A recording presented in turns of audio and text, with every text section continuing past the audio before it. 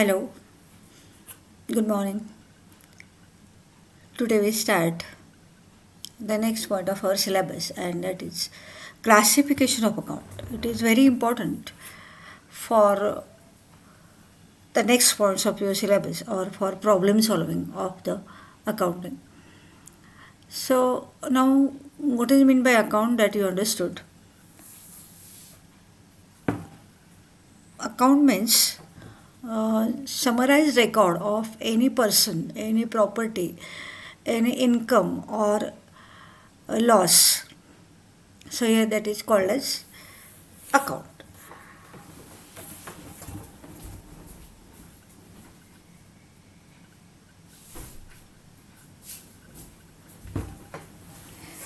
We studied yesterday what is meant by account.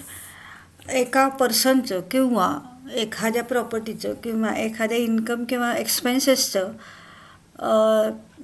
एके ठिकाणी record मिळतं असं पण एक अकाउंट तयार करतो आणि त्या ठिकाणी आपल्याला ते बघायला मिळतं की वर्षभरात त्या व्यक्तीच्या बाबतीमध्ये, त्या प्रॉपर्टीच्या बाबतीमध्ये, त्या इन्कम्सच्या बाबतीमध्ये किंवा त्या एक्सपेन्सेसच्या बाबतीमध्ये काय काय घडलेलं आहे हे आपण बघतो. त्याला आपण असं अकाउंट म्हणतो. So account is a summarise record of any person, property, expenses and incomes.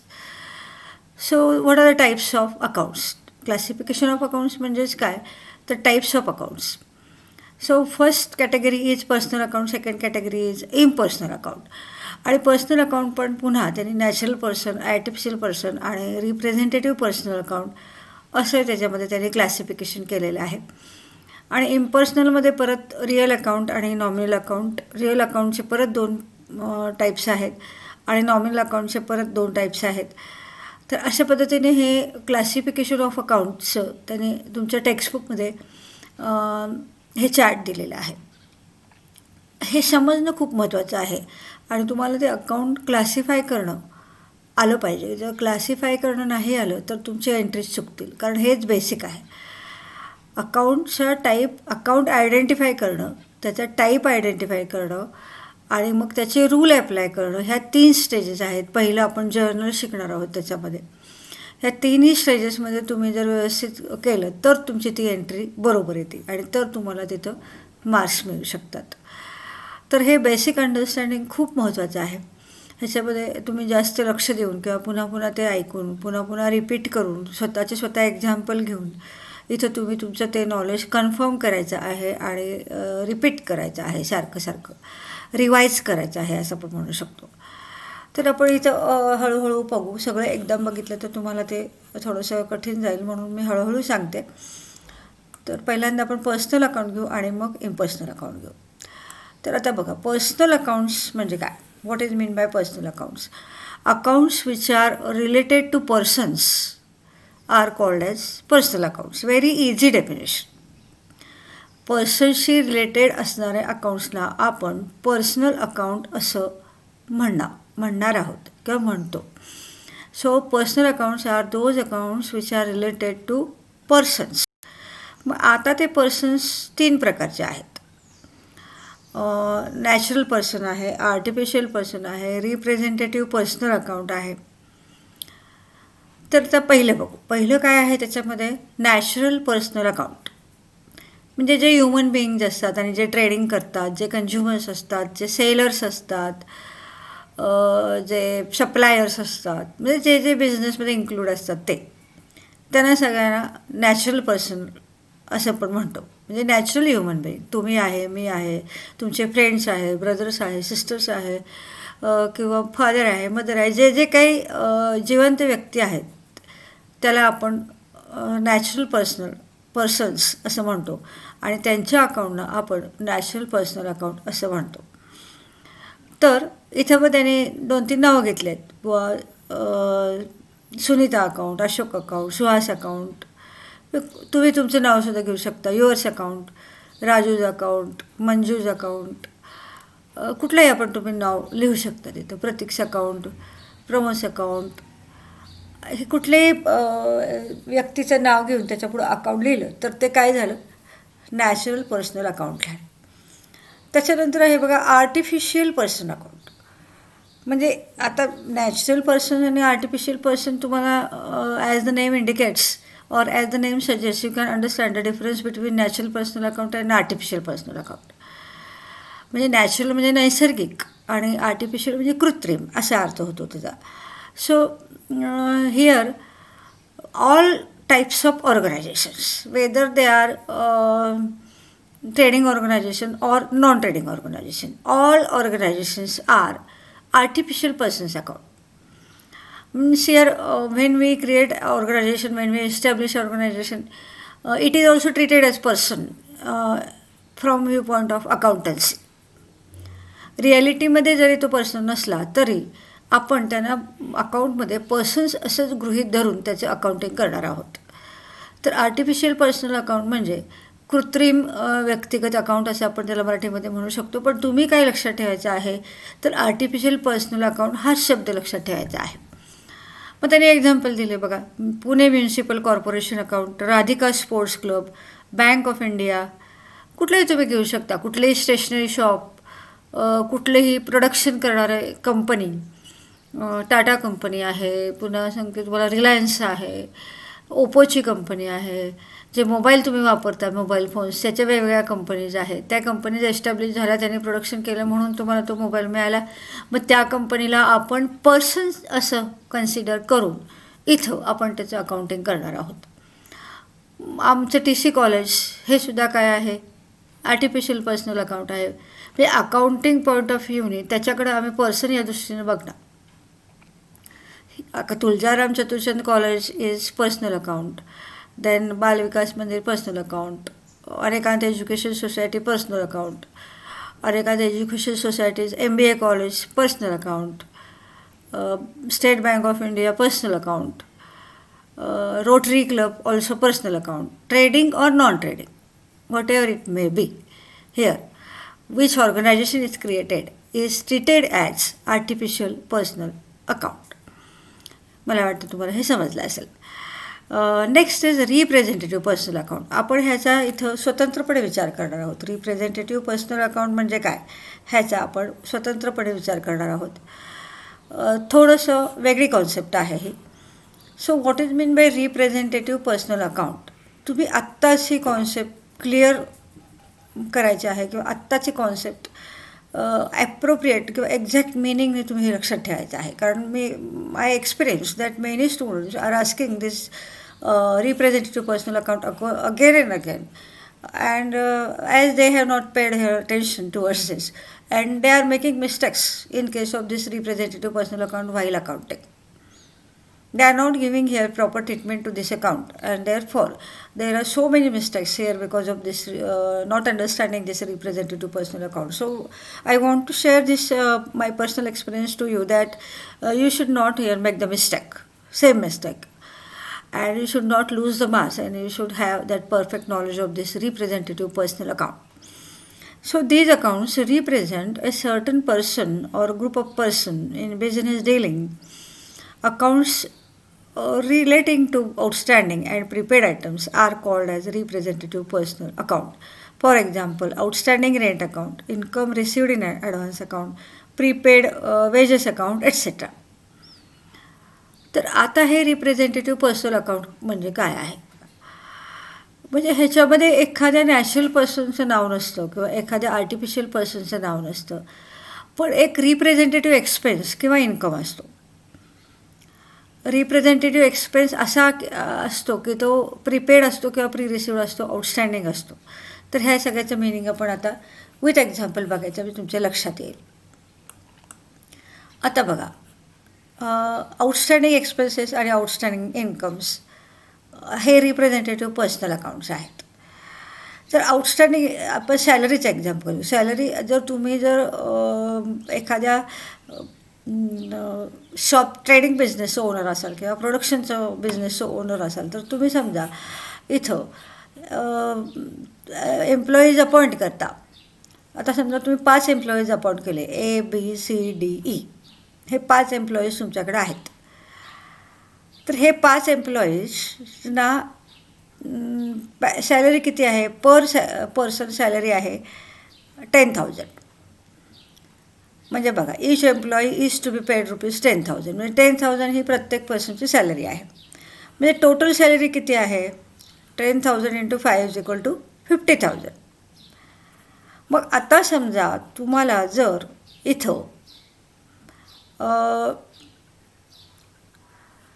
Salary paid करता नाही आली काही कारणामुळं, समजा तुमच्याकडं काही फिनान्शियल डिफिकल्टी आली किंवा तुमच्याकडं कॅश बॅलन्स नसेल, तर तुम्ही एम्प्लॉईजला सांगता की बुवा आत्ता यावेळेस माझ्याकडं काही मनी नाही आहे, तर मी तुमचं पेमेंट पुढच्या महिन्यात करतो किंवा पुढच्या 2 महिन्यात करतो असं तुम्ही सांगितलं, तर ते एम्प्लॉई कोऑपरेट करतात आणि हो म्हणतात. ते ज्यांनी जर हो म्हटलं तर 50,000 हे काय झाले?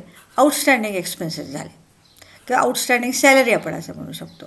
आता बघा, प्रत्येकाला 10,000 रुपये द्यायचे आहेत. मग एचं 10,000, बीचं 10,000, सीचं, डीचं, हीचं, ह्या सगळ्यांचे वेगवेगळे आउटस्टँडिंग सॅलरी अकाउंट ओपन करण्यापेक्षा किंवा ह्या प्रत्येकाचं अकाउंट ओपन करण्यापेक्षा ते टोटल कुठलं अकाउंट ओपन करतात? तर आउटस्टँडिंग सॅलरी हे अकाउंट ओपन करतात. म्हणजे आउटस्टँडिंग हे काय आहे? रिप्रेझेंटेटिव्ह आहे. कुणाचं रिप्रेझेंटेटिव्ह? या 5ही पर्सनच्या सॅलरीचं रिप्रेझेंटेशन करतं. त्याला आपण आउटस्टँडिंग सॅलरी असं म्हणतो. म्हणजे 5 जणांचे अकाउंट ओपन करून 5 जणांचे सॅलरीचे हिशेब ठेवण्यापेक्षा सगळ्यांच्या सॅलरीचा एकदमच ते हिशेब ठेवतात आणि त्याला ते रिप्रेझेंटेटिव्ह अकाउंट ओपन करतात आणि दॅट इज आउटस्टँडिंग सॅलरी. म्हणजे तुम्ही तुमच्या म्हणजे त्या बिझनेसमॅन त्याच्या बुक्स ऑफ अकाउंट्समध्ये काय करणार? तर आउटस्टँडिंग सॅलरी असं अकाउंट ओपन करणार आणि तिथं 50,000चं रेकॉर्डिंग करणार किंवा 50,000ची एंट्री किंवा पोस्टिंग करणार. म्हणजे जे आउटस्टँडिंग म्हणजे काय? To be payable in future.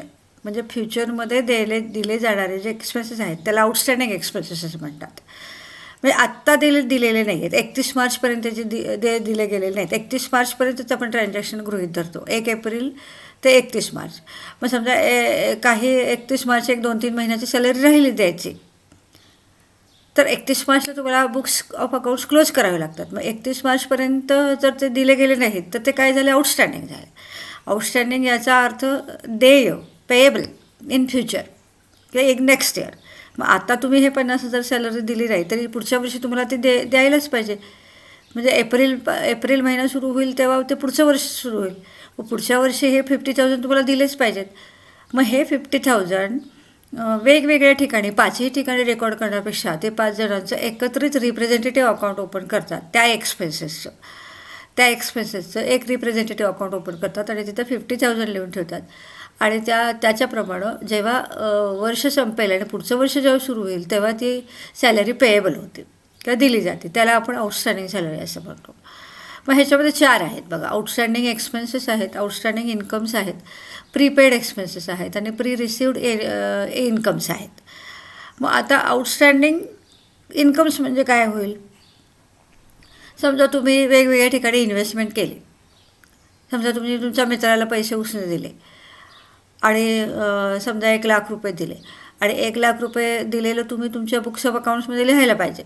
किंवा तुमचं समजा सप्लायर असेल, मित्र राहू दे, तुमचं जर समजा सप्लायर असेल, एखादी पार्टी असेल, ट्रेडिंग पार्टी, त्याला तुम्ही दिले पैसे, तर त्याच्याकडनं तुम्ही इंटरेस्ट पण घेणार आणि ते पैसे पण घेणार आणि समजा 31 मार्चपर्यंत त्याला शक्य झालं नाही इंटरेस्ट द्यायचं, तो म्हटला मी एप्रिल महिन्यात देतो, तर तुमचं ते काय झालं? आउटस्टँडिंग इन्कम झालं.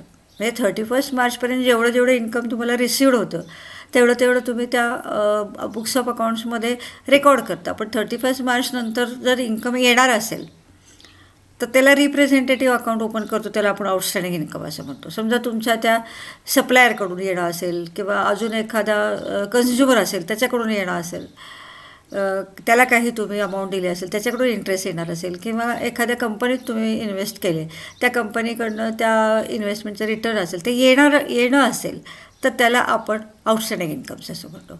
मग असे हे 4-5 ठिकाणहून जर अमाऊंट तुम्हाला पुढं मिळणार असेल, इन्कम जर तुमचं असेल, तर हे 4-5 अकाउंट्सचे वेगवेगळे करण्यापेक्षा ते एक रिप्रेझेंटेटिव्ह काढतात अकाउंट आणि त्याच्याखाली ते सगळं रेकॉर्ड करतात. आता इथं त्यांनी तुमच्या पुस्तकात दिलेल्या डेफिनेशनप्रमाणे काय म्हटलेलं आहे बघा, की these accounts represent a certain person.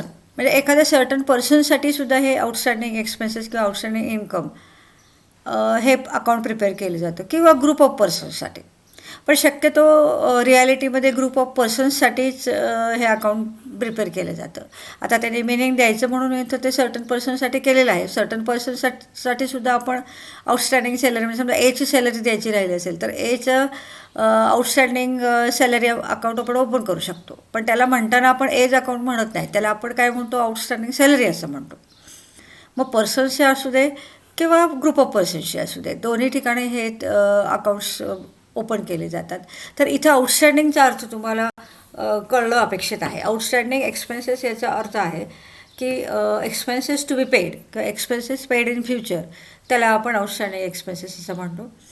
द्यायचे राहिलेले आहेत पण दिले नाही आहेत 31 मार्चपर्यंत, अशा एक्सपेन्सेसना आपण आउटस्टँडिंग एक्सपेन्सेस म्हणतो.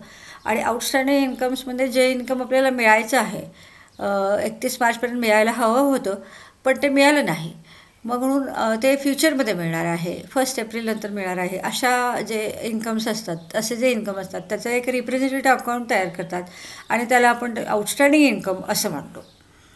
नंतर आपण याची प्रॅक्टिस करणारच आहोत. Identification of accounts into this 3 categories, no other all categories here that we will see. त्याच्यानंतर इथं मी इन्कम्स आणि एक्सपेन्सेस पण घेतले बघा, प्रीपेड एक्सपेन्सेस आणि प्री रिसिव्ड इन्कम. आता आउटस्टँडिंगच्या बरोबर ह्याचं अपोजिट मिनिंग आहे प्रीपेड एक्सपेन्सेस. आउटस्टँडिंग एक्सपेन्सेसचे अपोजिट काय आहे? Prepaid expenses. आउटस्टँडिंग एक्सपेन्सेस म्हणजे आपण तो एक्सपेन्स केला नाही आहे आणि तो फ्युचरमध्ये आपल्याला करायचा आहे, ती अमाऊंट दिली नाही आहे आणि फ्युचरमध्ये आपल्याला ती अमाऊंट द्यायची आहे, त्याला आपण आउटस्टँडिंग एक्सपेन्सेस म्हणतो. आणि त्याच्याबरोबर अपोजिट ह्याचं मिनिंग आहे प्रीपेड एक्सपेन्सेस, म्हणजे पुढं द्यायचं होतं त्या आपण आत्ताच देऊन टाकलं.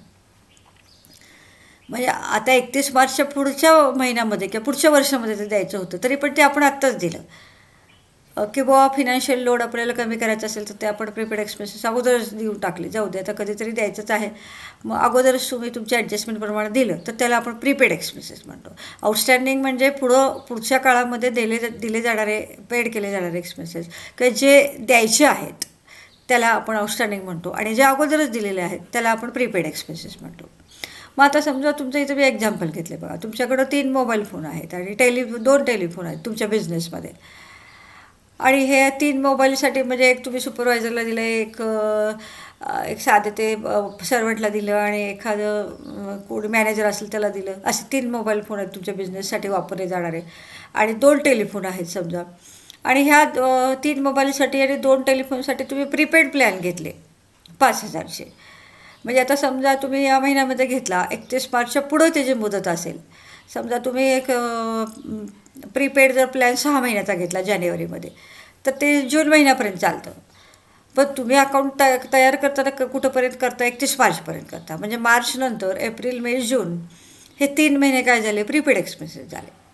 समजा हे प्रीपेड एक्सपेन्सेस 5,000 रुपये असतील, समजा तुम्ही 15,000 घेतले, त्यातले 10,000 31 मार्चपर्यंत संपले किंवा 1 दिवस झाले आणि त्यातले मग 5,000 शिल्लक राहिले तर 5,000 हे काय झाले? प्रीपेड एक्सपेन्सेस झाले. So prepaid expenses are those expenses which are paid in advance. So here that is called as prepaid expenses. तर मोबाईलचं प्रीपेड प्लॅन असतो बघा, त्याला आपण काय म्हणू शकतो? प्रीपेड एक्सपेन्सेस म्हणू शकतो. तर इथं हे एक्झाम्पल घेतलं आहे. आता प्री रिसिव्ड इन्कम म्हणजे काय? म्हणजे पुढच्या वर्षी मिळणार असं त्या याच वर्षी मिळतं, त्याला आपण प्री रिसिव्ड इन्कम म्हणतो. म्हणजे 1 एप्रिल नंतर मिळणार होतं त्या 1 एप्रिलच्या अगोदरच मिळालं, असं जे इन्कम आहे त्याला आपण प्री रिसिव्ड इन्कम म्हणतो. कारण आपण अकाउंटिंग केव्हा तयार करतो? 31 मार्चला. आणि तुम्हाला जर एखादं इन्व्हेस्टमेंटवरचं रिटर्न आहे किंवा इन्व्हेस्टमेंटवरचे जे काही परत मिळणारे पैसे असतात इन्व्हेस्टमेंट केल्यानंतर, समजा तुम्ही बँकेत इन्व्हेस्टमेंट केली ते इंटरेस्ट असेल, ते खाली मी एक्झाम्पल दिलेलं आहे. तर पुढच्या काळामध्ये मिळणारं इन्कम अगोदरच जर तुम्हाला मिळालं 31 मार्चच्या अगोदर तर त्याला आपण प्री रिसिव्ड इन्कम असं म्हणतो. ह्या दोन्ही कॉन्सेप्ट खूप महत्त्वाच्या आहेत, pre received income, prepaid expenses आणि आउटस्टँडिंग.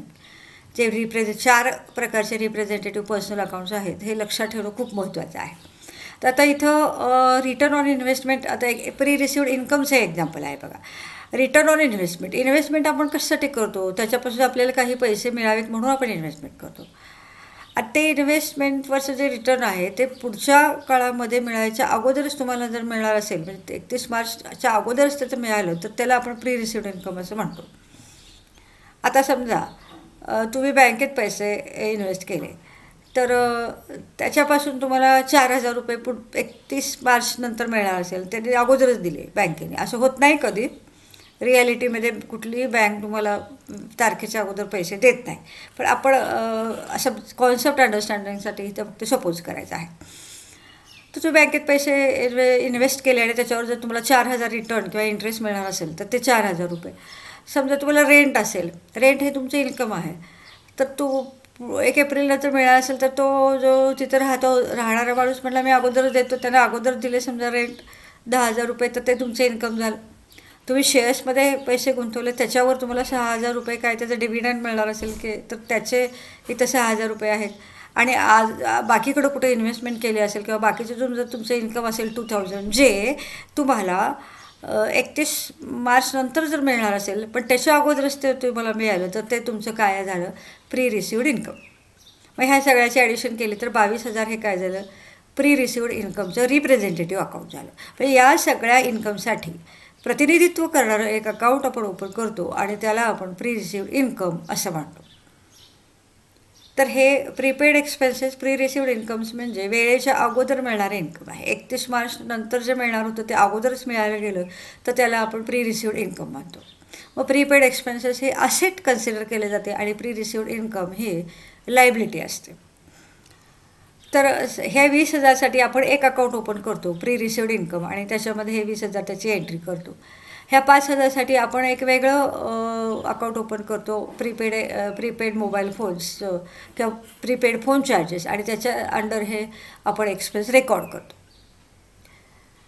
तर ह्या ज्या मी आता 4 ज्या कॉन्सेप्ट सांगितल्या, आउटस्टँडिंग एक्सपेन्सेस आणि आउटस्टँडिंग इन्कम्स आणि प्री रिसिव्ड इन्कम्स आणि प्रीपेड एक्सपेन्सेस, हे खूप महत्त्वाचे आहेत. ह्याच्यामध्ये अंडरस्टँडिंगमध्ये, ग्रास्पिंगमध्ये थोडंसं डिफिकल्टी येऊ शकते, तरी पण तुम्ही पुन्हा पुन्हा ते ऐकून किंवा पुन्हा पुन्हा रिवाईज करून आत्ताच ते कॉन्सेप्ट चांगले तयार करून ठेवा. म्हणजे आता असं तयार करा की ते तुम्हाला परत कधीच विसरणार नाही. अशा पद्धतीने त्याची तुम्ही लर्निंग करायचं आहे. तर इथं आता पर्सनल अकाउंट आपण इथं बऱ्यापैकी इथं रिवाईज केलं आहे. तर आज आपण एवढंच बघू, कारण एकदम तुम्हाला सांगितलं तर you are new students, not familiar with the accountancy. This is new subject, so we will take it easily and slowly. Why? Because I want to make you clear, or I want to make you acquaint with these terms perfectly. म्हणून मी इथं पुन्हा पुन्हा सांगून तुम्हाला तिथं त्याचं revision घेणार आहे. तर आज आपण काय काय बघितलं बघा. पर्सनल अकाउंट्स बघितले. हा चार्ट मी तुम्हाला सांगितला. चार्टमधला आपण आज फक्त पर्सनल अकाउंट फोकस केला आहे, आणि that is natural personal account, artificial personal account आणि रिप्रेझेंटेटिव्ह पर्सनल अकाउंट.